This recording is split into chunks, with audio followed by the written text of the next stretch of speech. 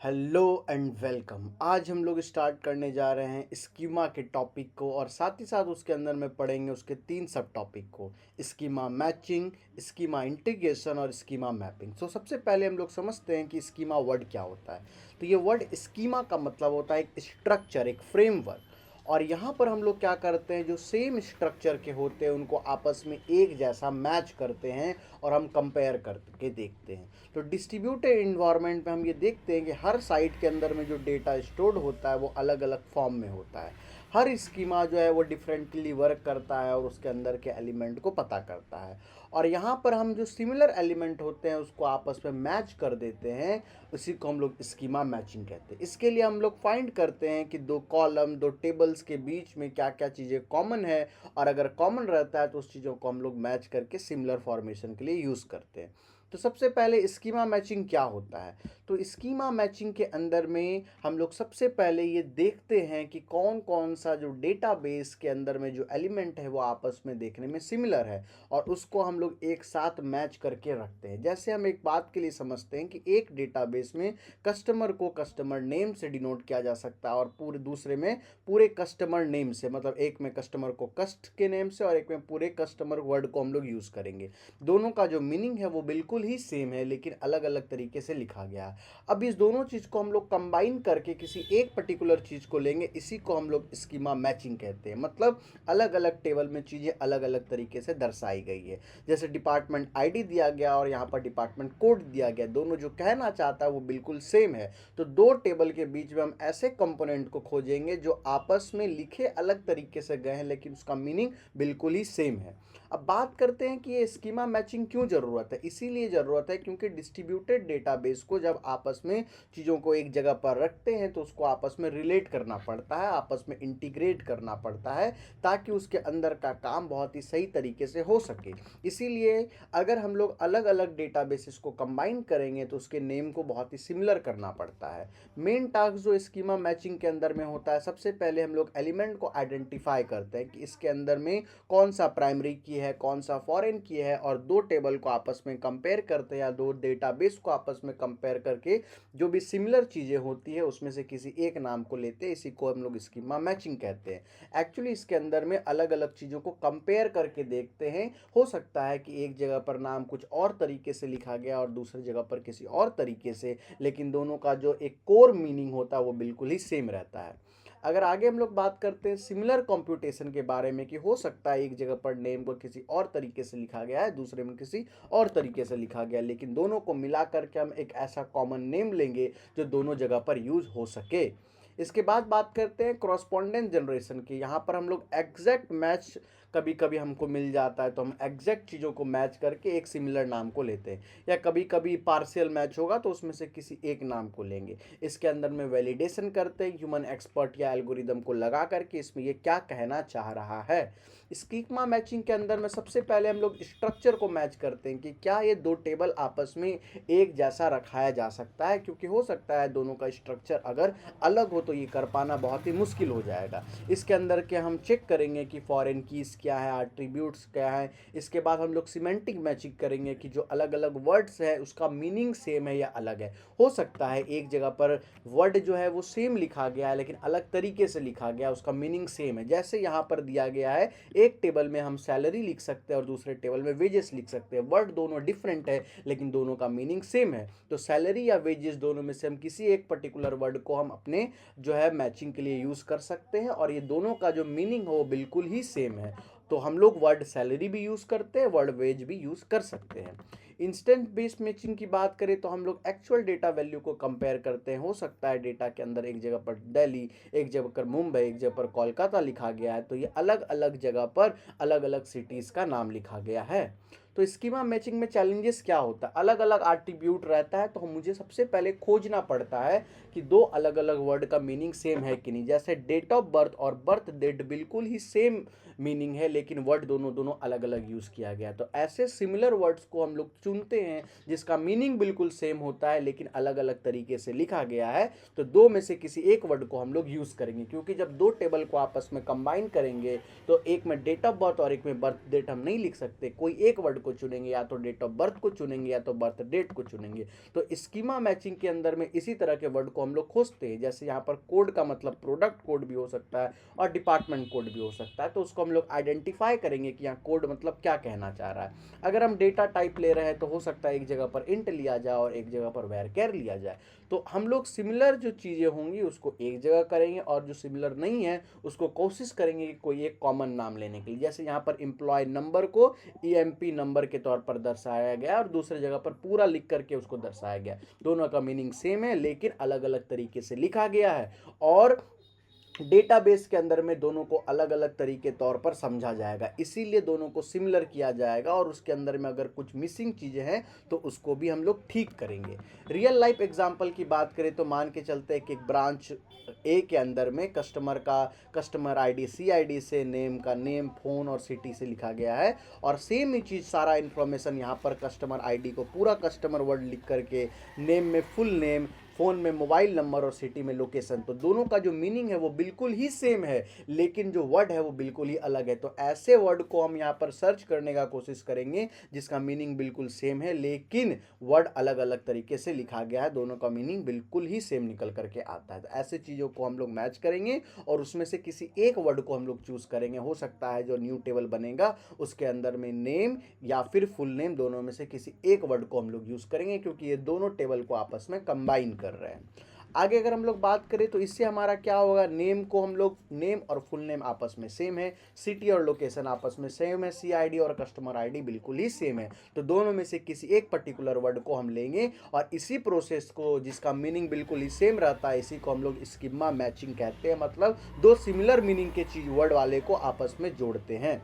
अगर समरी की बात करें तो स्कीमा मैचिंग का मतलब होता है जो इक्वल वर्ड होता है जिसका मीनिंग बिल्कुल ही सेम रहता है, स्ट्रक्चर सेम रहता है, उसको आपस में एक जगह एकत्रित करके जमा करके रखते हैं ताकि बाद में ये दो को कंबाइन करके दो में से कोई एक वर्ड लिया जा सके। सेकंड जो हमारा टॉपिक है इसमें स्कीमा के अंदर में, वो स्कीमा इंटीग्रेशन है। स्कीमा इंटीग्रेशन के अंदर में क्या होता है, हम अपना एक स्कीमा, एक स्ट्रक्चर को बना करके निकालते हैं जहाँ पर हम नेम हो सकता है, कोई रूल हो सकता है जिसको हम लोग लिखेंगे। तो स्कीमा इंटीग्रेशन वो प्रोसेस है जहाँ पर अलग अलग टेबल को आपस में ज्वाइन करके एक टेबल बनाते हैं। जैसे हमने पहले अभी पढ़ा कि एम्प्लॉय आईडी को EMP आईडी या एम्प्लॉय आईडी लिख सकते हैं। तो एम्प्लॉय आईडी EMP आईडी दोनों एक ही मतलब है, तो दोनों में से किसी एक को लेंगे, इसी को हम लोग इंटीग्रेशन कहेंगे। तो स्कीमा इंटीग्रेशन के अंदर में हम चीज़ों को मैच करते हैं और मैच करने के बाद ये वाइडली यूज डिस्ट्रीब्यूटेड डेटाबेस में, इंटरप्राइजेस में यूज़ होता है। मेन मकसद इसके अंदर में क्या रहता है, मेन मकसद ये रहता है कि दो अलग अलग अगर नाम है तो दो में से किसी एक नाम को लिया जाए ताकि कोई कंफ्यूजन ना हो। क्योंकि अगर हम दो अलग अलग टेबल को ज्वाइन कर रहे हैं तो एक टेबल में फ़ोन नंबर हो सकता है, एक टेबल में मोबाइल नंबर हो सकता है, तो दोनों टेबल में दोनों का मतलब बिल्कुल सेम है। तो जब हम एक न्यू टेबल बनाएंगे तो या तो हम उसका नाम फ़ोन नंबर रखेंगे या तो मोबाइल नंबर रखेंगे, दोनों नाम नहीं रखेंगे क्योंकि इससे हमारे लिए बहुत कंफ्यूजन होगा। यही जो दो अलग अलग वर्ड को हमने इंटीग्रेट करके, जोड़ करके एक वर्ड लिया, या तो हमने फ़ोन नंबर लिया या तो हमने मोबाइल नंबर लिया, इसी को हम लोग स्कीमा इंटीग्रेशन करते हैं, मतलब ऐड करना कहते हैं। इससे हमारा क्या होता है, रिडंडेंसी हट जाता है, कोई भी तरह का डुप्लीकेसी उसके अंदर में नहीं रहता है। साथ ही साथ हमारा जो भी डेटा रहता है वो कंसिस्टेंट रहता है, डेटा लॉस होने का चांसेस बहुत ही कम हो जाता है, इन्फॉर्मेशन बहुत ही मिनिमम लॉस होता है, कोई भी तरह का कॉन्फ्लिक्ट इसके अंदर में नहीं रहता है, कोई भी तरह का चेंजेस नहीं रहता है। साथ ही साथ हमारे लिए क्वेरी प्रोसेसिंग बहुत ही ईजी हो जाता है, ईजिली हम चीज़ों को मैनेज कर पाते हैं या ईजिली चीज़ों को हम लोग सर्च कर पाते हैं। तो क्वेरी प्रोसेसिंग ईजी हो जाता है क्योंकि हमारे पास एक ही डिफाइंड नाम रहता है और एक ही डिफाइंड नाम होने की वजह से चीज़ें हमारे लिए सेटल कर पाना बहुत ही आसान हो जाता है। तो हमारे लिए क्या क्या स्टेप्स हमको पहले पता करना पड़ता है इंटीग्रेशन में। इंटीग्रेशन उसी वर्ड का होता है जो आपस में बहुत ही सिमिलर होते हैं, जैसे एंटिटी का नाम, कोई आट्रीब्यूट का नाम, कोई डेटा टाइप का नाम, या उसके बीच का किसी रिलेशंस को ही हम आपस में कंबाइन कर सकते हैं। ऐसा नहीं कि किसी भी चीज़ को हम आपस में कंबाइन कर देंगे, जो आपस में सिमिलर होगा वही चीज़ आपस में कंबाइन हो सकता है या कंबाइन होने का कैपेबिलिटी रखता है। आगे हम लोग बात करते हैं तो सबसे पहले हम लोग स्कीमा मैचिंग करते हैं, जैसे एम्प्लॉय नेम, और यहाँ पर जो एम्प्लॉय नेम है दो अलग अलग वर्ड है लेकिन दोनों का मीनिंग बिल्कुल सेम है, मीनिंग बिल्कुल सेम है, इसीलिए हम आपस में इसको इंटीग्रेट कर सकते हैं, वरना इसको आपस में इंटीग्रेट नहीं करेंगे, आपस में इसको जोड़ेंगे नहीं। आगे कॉन्फ्लिक्ट रिजोल्यूशन की बात करें तो अलग अलग जो है स्कीमा अलग अलग टाइप के हो सकता है किसी में नाम का प्रॉब्लम हो, जैसे एम्प्लॉय और एम्प्लॉय दोनों वर्ड अलग अलग है लेकिन मतलब बिल्कुल ही सेम है। तो इस तरह के वर्ड को हम लोग जो है इंटीग्रेट कर सकते हैं। कभी कभी स्ट्रक्चरल कॉन्फ्लिक्ट हो सकता है, एक एड्रेस को अलग तरीके से लिखा गया, यहाँ पर एड्रेस को अलग तरीके से लिखा गया, लेकिन दोनों का मतलब बिल्कुल ही सेम है। जैसे डिफरेंट यूनिट हो सकता है, कभी आपके सैलरी डॉलर्स में हो सकते हैं, कभी सैलरी रुपीज़ में हो सकते हैं, लेकिन दोनों यहाँ पर बात सैलरी का ही हो रहा है। तो ऐसे वर्ड्स को आपस में जोड़ करके या तो सैलरी इन डॉलर रखते हैं या तो सैलरी इन रुपीज़ रखते हैं। क्योंकि ये दोनों डिफरेंट टेबल में यूज़ हो रहे हैं तो वहाँ पर ये चल सकते थे, लेकिन अभी के समय में हम एक सिंगल टेबल को यूज़ करेंगे तो दो नाम उसमें नहीं चलेगा, उसमें एक नाम चलेगा। या तो हम लोग रुपीज़ को, सैलरीज को डॉलर में रखेंगे या फिर रुपीज़ में रखेंगे। इसी को हम लोग कहते हैं स्कीमा मर्जिंग, मतलब जो भी उसके अंदर का इंफॉर्मेशन रहता है वो आपस में मर्ज कर देते हैं, एक बना देते हैं।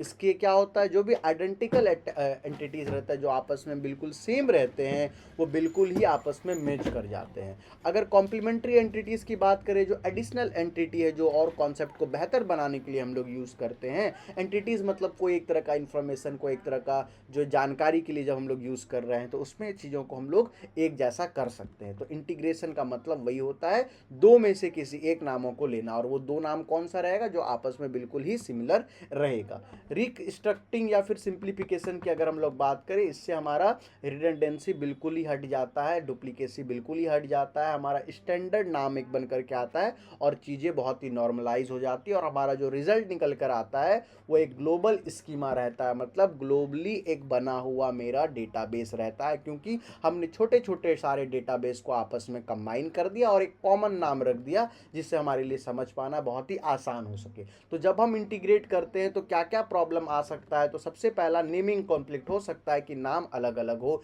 मीनिंग सेम हो जाए लेकिन नाम अलग अलग हो। स्ट्रक्चर हो सकता है कि जो मेरा बनाया हुआ जो फ्रेमवर्क है वो अलग अलग हो सकता है, तो हम लोग दो में से कोई एक फ्रेमवर्क को लेंगे। हो सकता है डोमेन का कॉन्फ्लिक्ट हो, डेटा टाइप मिसमैच हो जाए या यूनिट मिसमैच हो जाए, इस तरह का चीज़ें देखने को मिल सकता है। जैसे फॉर एन एग्जांपल, एक कॉलेज ए में डेटाबेस में स्टूडेंट के सारे इन्फॉर्मेशन को roll number, name, phone, address से स्टोर किया गया है, वहीं दूसरे में जो है वो सारा इन्फॉर्मेशन को ID, full name, contact, city से ये किया गया है। दोनों का मतलब बिल्कुल ही सेम है, दोनों में कोई भी डिफरेंसेस नहीं है।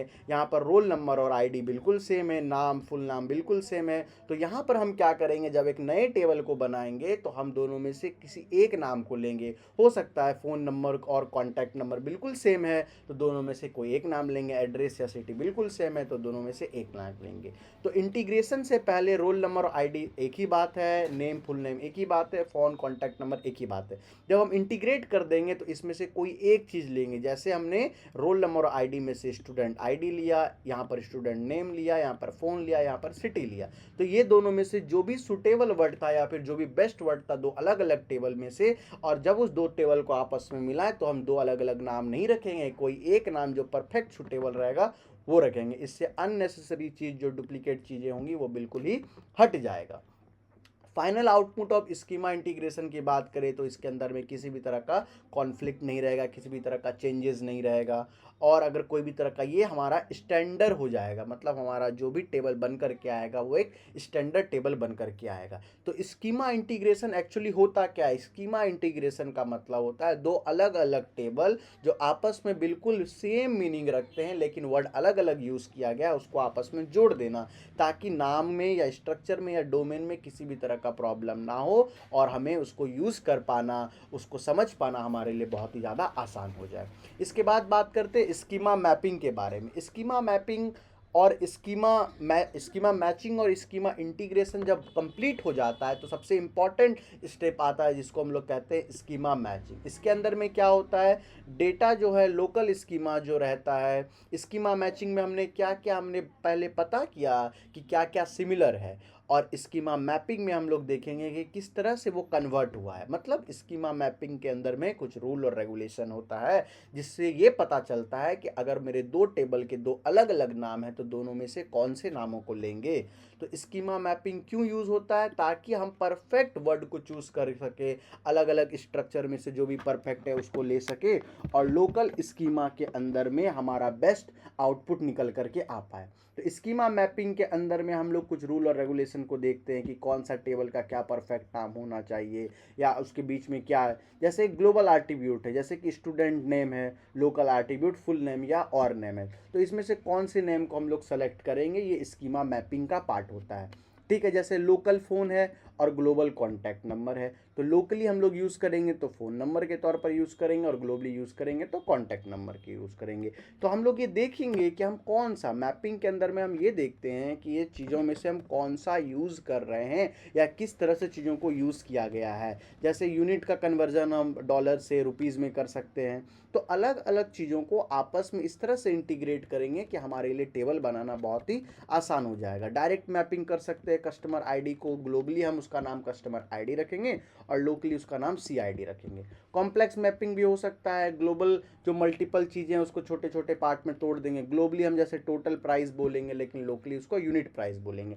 तो कुछ कुछ जो है कॉन्फ्लिक्ट, कुछ कुछ प्रॉब्लम जो है स्कीमा मैपिंग में आता है। सबसे पहला नेमिंग कॉन्फ्लिक्ट हो सकता है, दो अलग अलग नाम हो, दो अलग अलग स्ट्रक्चर हो, दो अलग अलग मीनिंग हो। सीमेंटिंग कॉन्फ्लिक्ट, सीमेंटिंग वर्ड का मतलब होता है दो अलग अलग मीनिंग रखने वाला, तो दो अलग अलग मीनिंग रखने वाला भी चीज़ें हो सकती है। एक एग्जाम्पल के तौर पर समझते हैं, लोकल ब्रांच ऑफिस में एक एम्प्लॉय का EID मतलब employee ID, full name, mobile, department ID ये था।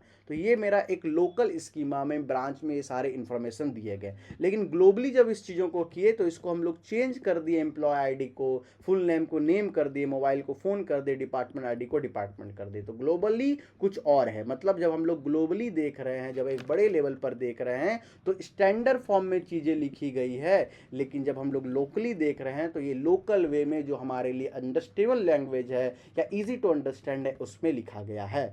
अगर तीनों को हम लोग समझना चाहें कि स्कीमा मैचिंग, स्कीमा इंटीग्रेशन और स्कीमा मैपिंग क्या होता है, तो एक लाइन में समझते हैं। स्कीमा मैचिंग का वो मतलब होता है कि जो दो अलग अलग टेबल के अंदर में जो वर्ड यूज़ हुए हैं अगर उसका मीनिंग सेम है तो उसको हम मैच कर देंगे।